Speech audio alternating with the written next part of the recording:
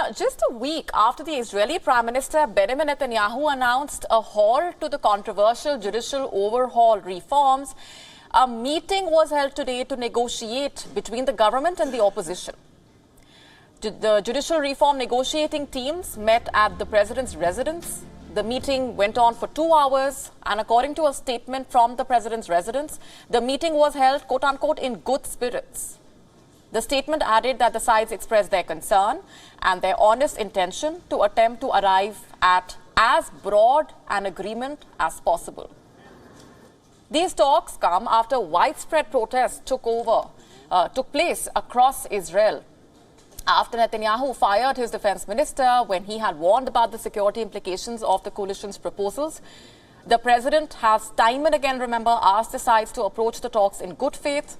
However, reports say the negotiations are widely expected to fail. The protest leaders and some opposition figures believing the government still intends to pass the full judicial package and is only holding the talks to quell the opposition to the plan. And amid the talks, the transportation minister, immediately after the Passover break, said that the government would continue to move forward with the judicial reforms, even claiming that Netanyahu paused the legislation to allow for negotiation. But if there will be none, the government will bring it back for reconfirmation. Also saying that a Likud delegation has already been appointed to negotiate with the other side, and the team will see if there is a willingness for reasonable agreements that will meet the voters' expectations.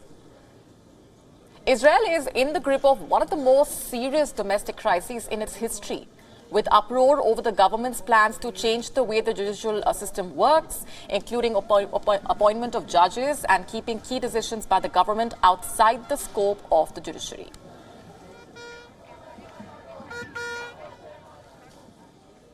Our correspondent Jody Cohen has been tracking all those developments very closely. She sent us this report. Take a look.